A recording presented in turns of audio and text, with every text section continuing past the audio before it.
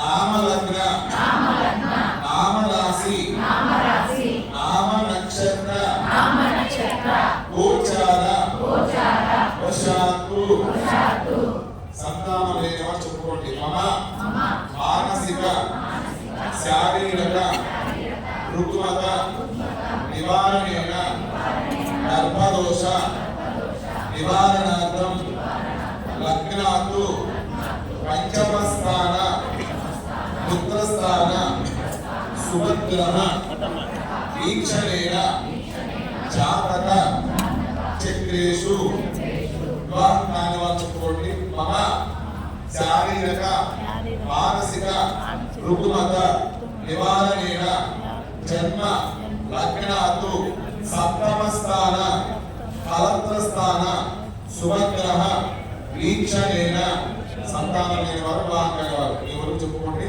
మమ కాల సర్పదోష నాగదోష ఏకవింశతి మహాదోష నివారణార్థం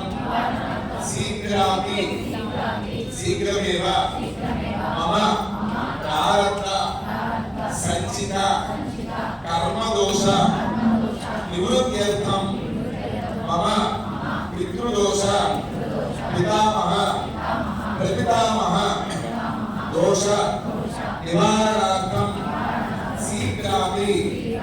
శీఘ్రమేవ సత్సంతాన ప్రాప్త్యర్థం శీఘ్రమేవ కళ్యాణ ప్రాప్త్యర్థం ఏతత్ కర్మాంగం పద్మావతి ఆండ సమేతస్య శ్రీ వెంకటేశ్వర స్వామినః దివ్య సన్నిధౌ ధ్వజ ప్రతిష్ఠ కర్మాంగం గరుడ నివేదిత విశేష ప్రసాదం మమ అనుగ్రహేణ స్వీకరిష్యే. స్వామివారి యొక్క అనుగ్రహంతో కర్మ ప్రారబ్ధ సంచిత అనేటటువంటి ఈ దోషాలు అనేటువంటి మనతో పాటు వస్తూ ఉంటాయి పూర్వ జన్మల నుంచి కూడా. అటువంటి కర్మ దోషాల నుంచి తప్పించుకోవడం అనేది మనకి సాధ్యం కాదు. కనిపించేటువంటి బాధని కానీ కనిపించేటువంటి సమస్యని కానీ డాక్టర్ దగ్గరికి వెళ్ళో ఇంకెక్కడికైనా వెళ్ళో మన పరిష్కారం తెచ్చుకోవచ్చు. వాళ్ళకు కూడా కనిపించని ఎన్ని మందులు వాడినా తీరని సమస్యలు కొన్ని ఉంటూ ఉంటాయి. వారికి పరిష్కారం ఏంటంటే భగవంతుడే. ఎందుకంటే అవన్నీ జన్మతః మనం గత జన్మలో చేసినటువంటి పాప పుణ్య కర్మలను బట్టి పూర్వ జన్మ పాపం వ్యాధి రూపేణ కూడా ఈ జన్మలో ఏదో ఒక కర్మ రూపంలో మనం బాధపడుతూ ఉంటుంది.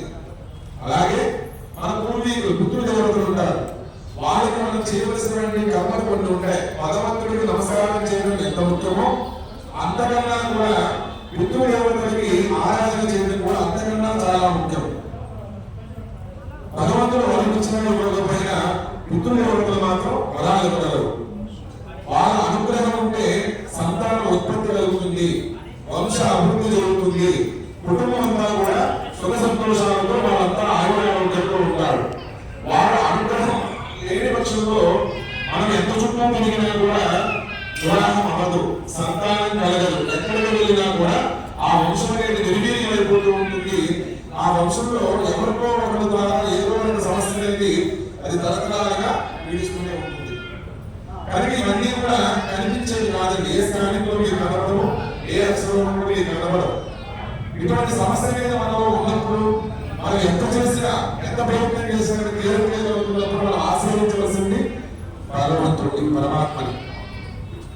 ఆయన్ని ఆశ్రయించిన వారికి అటు ఎటువంటి కర్మదోషాలైనా కూడా ఆయన ఏదో ఒక రూపంలో ప్రతి ఒక్క ఆ రోగానికి ఒక మందు అయితే ఉంటుందో ప్రతి సమస్యకి కూడా భగవద్ అనుగ్రహం ద్వారా ఏదో ఒక పరిష్కారాలు అనేవి ఉంటూ ఉంటాయి. సమస్యల పరిష్కారం కూడా ఉంటుంది ఖచ్చితంగా. అది భగవద్ అనుగ్రహం రూపంలో మనకి కలగాలి. అది కలిగినప్పుడు సాక్షాత్ పరమాత్మ అనుగ్రహం మన మీద ఉంటే కనుక అది ఎటువంటి పెద్ద సమస్యలను కూడా ఆయన చిన్న సమస్యగా దాన్ని తీసేస్తాడు. కర్మని ఆయన తప్పించడు, పెద్దదాన్ని చిన్నదిగా చేస్తాడు.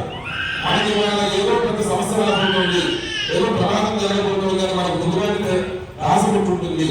మనకు అది తెలియదు కాబట్టి మనం తెలుసుకుంటూ ఉంటాం. భగవంతుని ఆశ్రయించినప్పుడు ఏమవుతుంది అంటే ఆ పెద్ద సమస్య ఈ రోజు వీడి మీద పెద్ద ప్రమాదం ఉన్నదా కనుక వీడిని మనల్ని ఆశ్రయించాడు కాబట్టి వీడిని మనం దాని నుంచి చిన్నగా తప్పుకోవాలనుకుంటాడు. మనం బయలుదేరే ముందు ఇంట్లో గృహం దగ్గర ఇక్కడ రాయి దగ్గర ఇక్కడే మనం ఏదో దెబ్బ తగ్గుతుంది మనకి. మనం అనుకుంటే ఏదైతే బయలుదేరాలి దెబ్బ జరిగిందో మనం అనుకుంటాము, ఆయన లెక్క వేరు. బయలుదేరే పెద్ద ప్రమాదాన్ని పరమాత్మ నీవు ఆయన ఆశ్రయించడం ద్వారా అది చిన్నదిగా దాన్ని తప్పించేశాడు. అలా మనం సంతానం కోసం ఆయన ఆరాధన చేసిన, వివాహం కోసం ఆరాధన చేసినా కూడా అది దూరంగా ఉన్నటువంటి సమస్యని ఆయన ఏదో రూపంలో కొంచెం దగ్గరగా తీసుకొస్తూ ఉంటాడు. ఏదో ప్రాణేషు ఆటంక ఆపద ప్రతిబంధకాలు, ప్రతి పనిలోనూ కూడా మంచి పనిలోనూ చెడు పనిలోనూ కూడా ఆటంకాలు ఉంటాయి, ప్రతిబంధకాలు ఉంటూ ఉంటాయి.